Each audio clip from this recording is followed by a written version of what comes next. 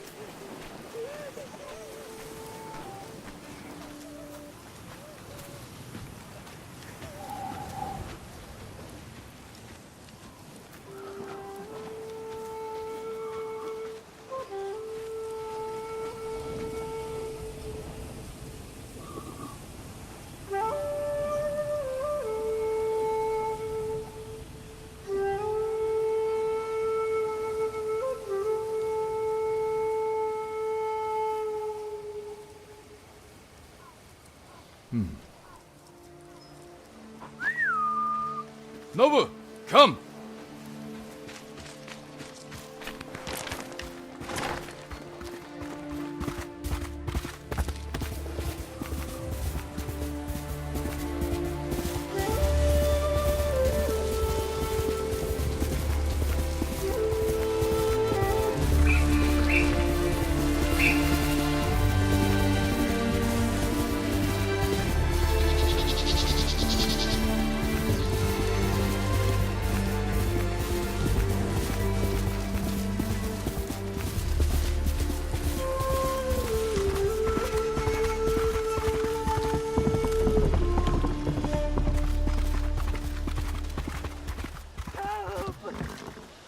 Where are they?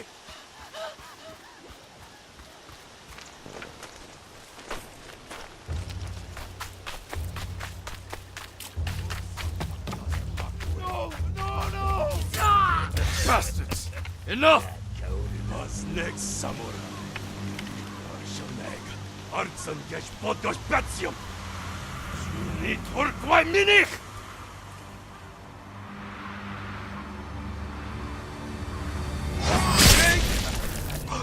Samurai. Los geht's!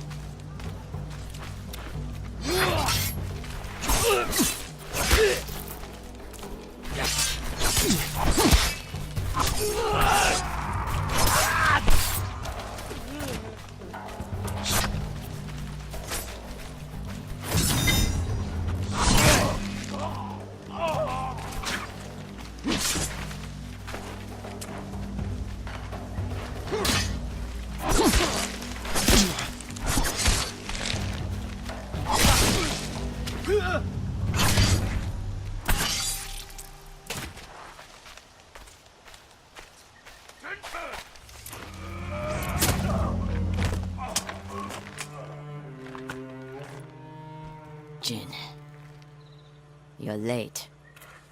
You're impatient. Where's the monk? The bastards beat me to him. Now they're torturing him at the temple. Come on. You think the monk's a hero? We need him, Masako.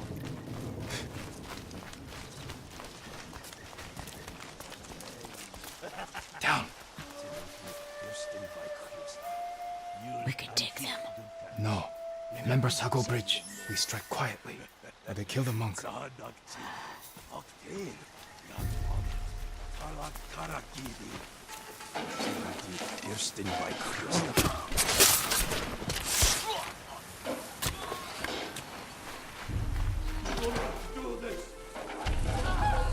I'll guard the exits. Just get that monk.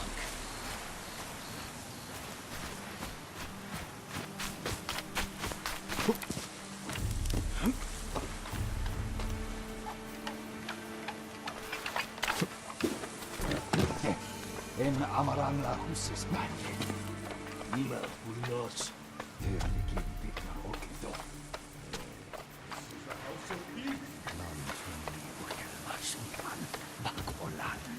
Suni orlok doth sushi mag. Aeda stuffed aflopan. Please, I do not understand. Uldathwi. Chamagotun hami. Ulf mi che yaven sagt. Chi obelat no. Ti mi varia.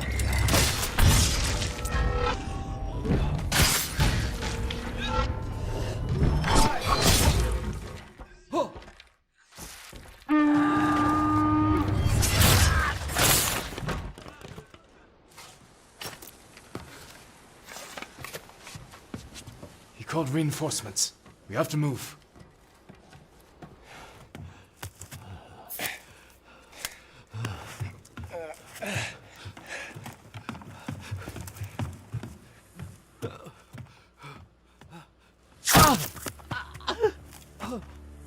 Masako! Stand aside, Jin. You betrayed my family. Run! If we fight, the Mongols win. They already won.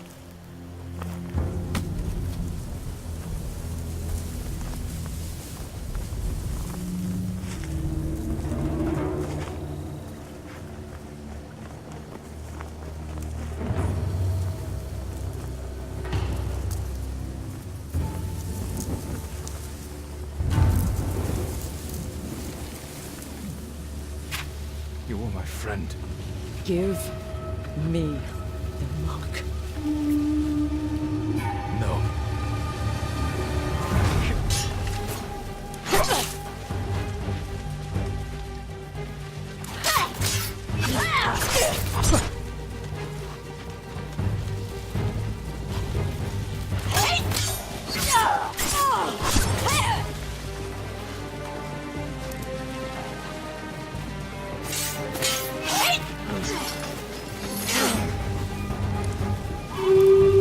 Hear them coming?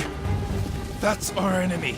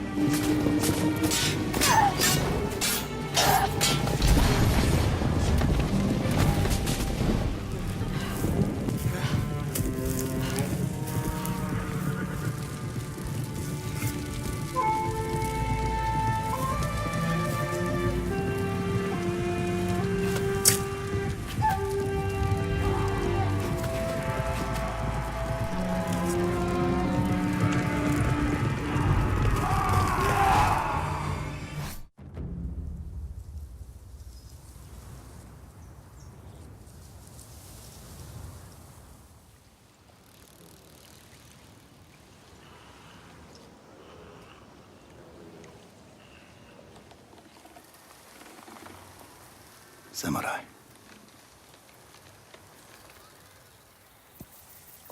You are a warrior.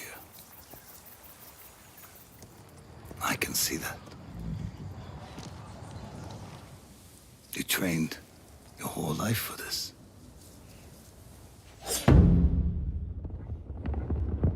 And you have won battles that lesser men have called unwinnable, yes? But while you were sharpening your sword, do you know how I prepared for today?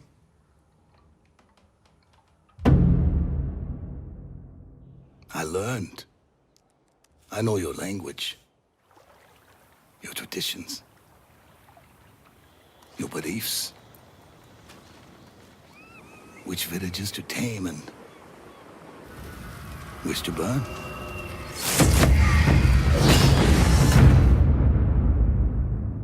So I'll ask you once again, Samurai. Do you surrender?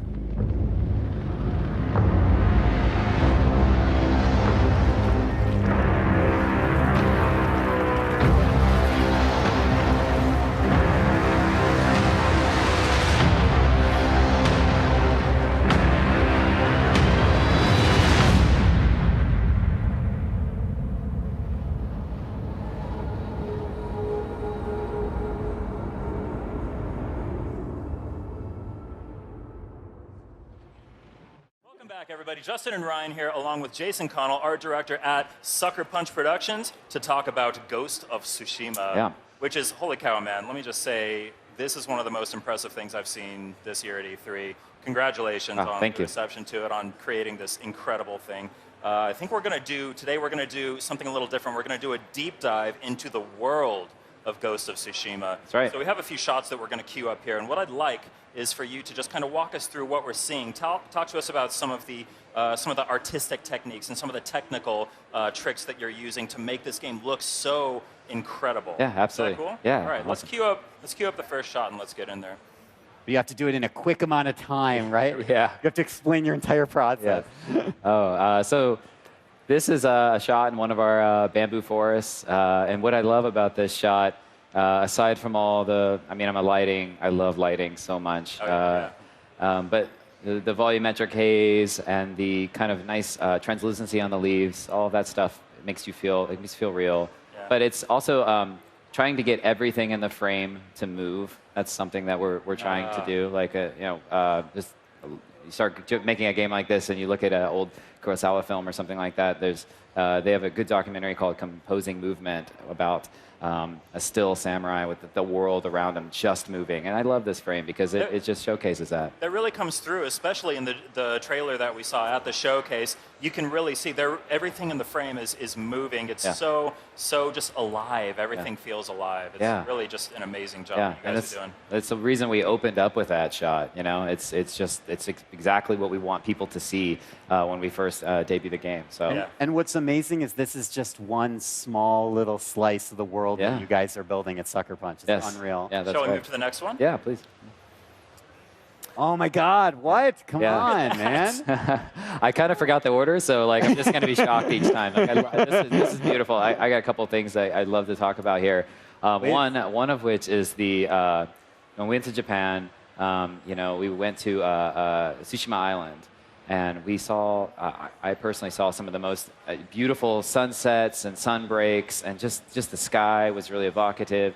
And and that actually is something that some of our last games had as well. If you go back and look at like Infamous, so now that this game has a dynamic time of day, that made it very challenging because you can't just paint this beautiful skybox. You have to really orchestrate some tech to make these kinds of scenes come true. And this scene does that in spades. But it also has this, something else here. There's a sense of adventure. There's these shrines and places that you're going to be able to get to and go up to on top of high mountaintops. This is a high point in the game where you'll be able to actually visit and go to. So cool. Yeah. You mentioned lighting before, and it really comes through. I think in almost every one of these scenes, the light is just kind of one of the focus. The core pillars of what makes each shot look so beautiful. Yeah, light. We put a lot of energy and artwork into the way that we light our games, and especially true for this one. Yeah. Okay, let's move on to the next shot. Do it. Wow. Look, get out of here. Just leave. Get out. Wow. I cannot take how beautiful this game is. There's a lot of great things going on here. This is showcasing a variety of biomes. Obviously, this is not a bamboo forest. So there are places in the game that you get to that will be quite different than other parts of the game in terms of like the vegetation and the foliage that you'll see kind of around you. We want a lot of variation. We want people to feel like they can remember this place because it's extremely different than the other place. In this particular place, you see more of like a golden lake kind of feel. So it's another good example. Also, I'm very fond of the sky that's going on here. Another really good example, procedural sun breaks and breaks in the sky. Really feel like it's kind of foreboding, but it's also got a moment of beauty to it. So that's intense. And the water as well. Yeah. I mean, I don't know if you touched on that earlier, but you have the birds coming through as well. I mean, it's just amazing. Well, if you look really closely, you can see like insects kind of flittering above the water there and everything. Yeah. I thought they were birds. They're probably insects. Maybe. Maybe both. Yeah, just gorgeous. Oh, the insects. Yeah, that's our effects artist. So, yeah. That looks incredible. Cool. Let's move on to the next shot. Oh, I love that. Yep. Yeah, this area. Part of what we're trying to do with Ghost of Tsushima is, it's very easy when you go and create. I mean, it's a photoreal-based engine. The technology lends itself to making very photorealistic-looking scenes. But our goal here is it's very easy to just add more stuff in. Like you could have this purple, flower little grove and just add weeds and more bushes and more just trees and and like make it a little bit less manicured, and maybe it's more photoreal. But it's very easy to add more on. But actually, as artists, I think it's really hard to be very minimal. Like, and our goal with the art direction for the game and in the environments is to be minimal in that way, so that it's a little bit more lasting, and you remember it. And this is true for if you watch the demo, the Pampas Valley that you see. It's not Pampas Valley with tons of trees and weeds and lots of other things. It's a pretty large sheet of this like white color, or at the end with the red leaves. Oh, it's very intentional to be. If you can be a little bit more minimal, people will remember it longer. If that makes sense. Yeah, I noticed. Oh, go ahead. I was just going to say, is it difficult for you as an artist and you as a team to sort of exercise that great restraint that you're describing, to kind of hold back when you feel like you need to do more? Yeah, actually, it is really hard. I mean, you want you want it to be impactful, so the urgency is like to just add more. But it is quite hard. But it's a practice thing, and we're getting better at it. We've been working on it for a while, so we've been getting better at it and better at it, and we're going to keep getting better at it. And we've been working with some of our J Studio partners, and that they comment on stuff like that, and it's really helpful. So this is unreal. I notice you're making extensive use of depth of field in these shots, and that seems like it would be a really hard thing to emulate in kind of a live environment like a video game. What's it like implementing depth of field into the game and into these shots? Yeah, so these shots are taken in our world at real locations, and we spruce them up with our cutscene kind of editor a little bit, but like, for example, you don't want to be just running around the world with depth of field on all the time. Sure.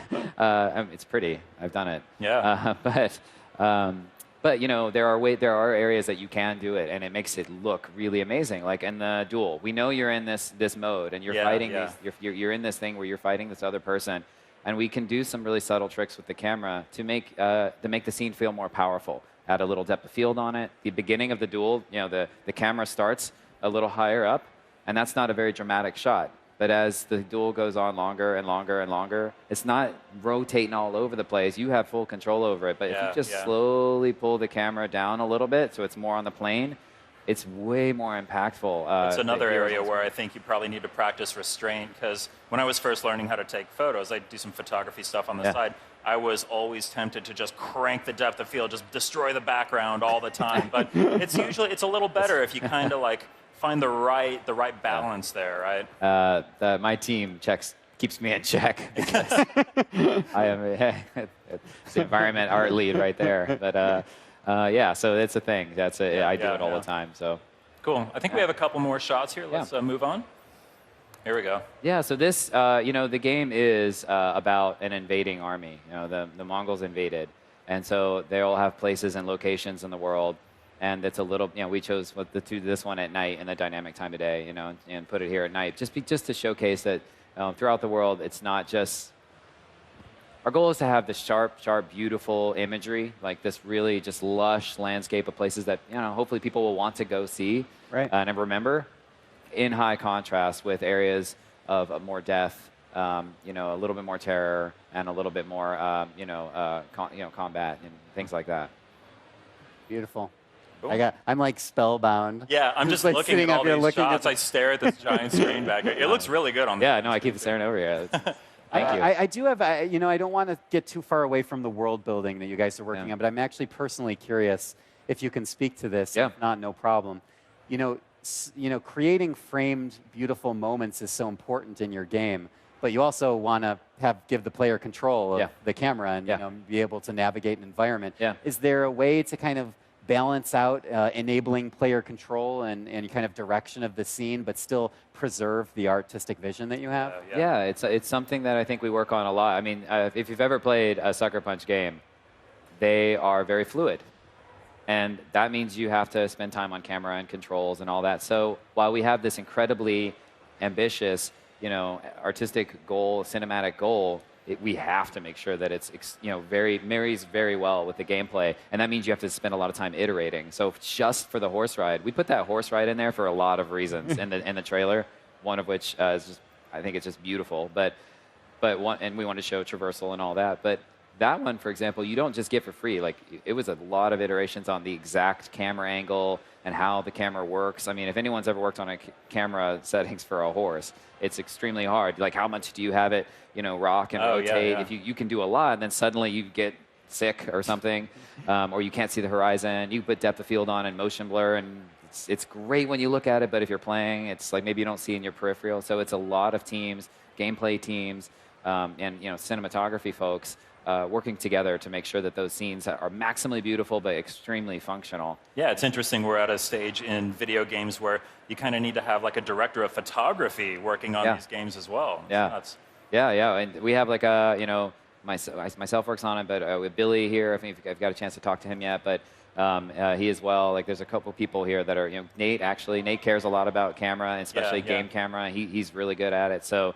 we have quite a team that kind of hit it from a bunch of different angles. Great. Just I think, all the more reason to be excited about Ghost of Tsushima, right? Oh, absolutely. Yeah. Let's move on to what I think is our final shot. Here we go. Yeah, so this is the DOF right up front there. But this is another one that I think it showcases that this is a harsh time. It's not just a walk through the beautiful purple flower area. There's a lot of adventure, and there's a lot of just exploring this world that we're crafting. But there is a reason that you're the hero in this story, because there's been a lot of destruction, and you're trying to save the people of this land. So we wanted to show this off as well. So. Yeah, I mean, look at everything that's happening in this shot. You've got obviously everything on fire, but you've got all these tiny particles, the little embers coming out, not to mention the incredibly blurred foreground. Everything, I mean, there's attention to detail there. Everything is still moving there. How many layers are there here? How insane is this to try and put together from an art direction standpoint? Yeah, it's I think that some of the harder things is we don't have a very large team. We have a decent sized team, but we have 2 effects artists, and they have to split the entire world up, ranging from if you roll around on the ground, you get mud slopped up all over you, and so if you roll a bunch of times, you'll just be caked in mud, because it's really important to us in creating all these locations and these places. And from an environment and art direction and creative direction, we want you, the samurai, to feel like you're in the world. So rolling around in it, collecting on you, that's effects. Blood, if you saw the trailer, there's a lot of blood, so that's effects. Not to mention smoke and clouds and skies and things like those dragonflies and birds and fire and ember. It's a lot of work. So we work really closely with the lighting team, the effects team, and the environment team to create these kinds of scenarios. It's incredible how much has to come together to make something like this happen. Yeah, I think one of the hardest things is actually I said it earlier, but I just want to recap it again because I think it's so important to the genre, but is wind.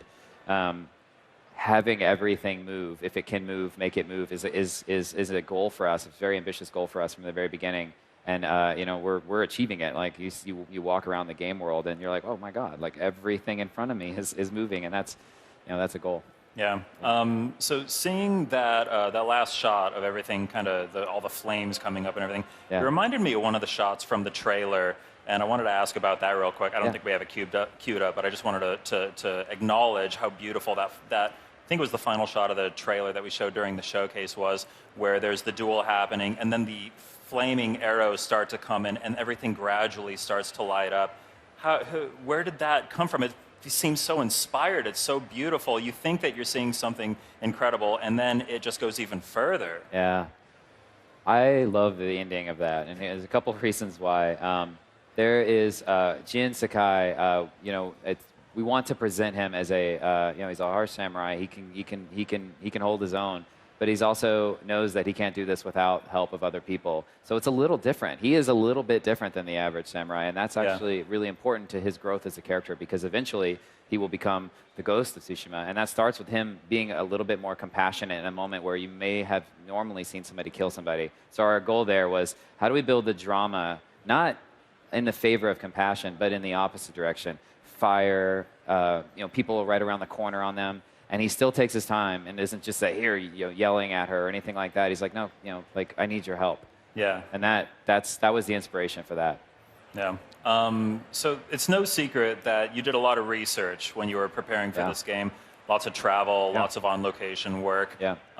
When you were doing all this research, how faithful did you decide to be to the real-world locations that you visited versus kind of taking more artistic liberties with the worlds that you're building here? Yeah, well, when we went to Japan, and a couple groups of us went to Japan, and we went, and J Studio kind of guided us on this awesome tour, and it was fantastic.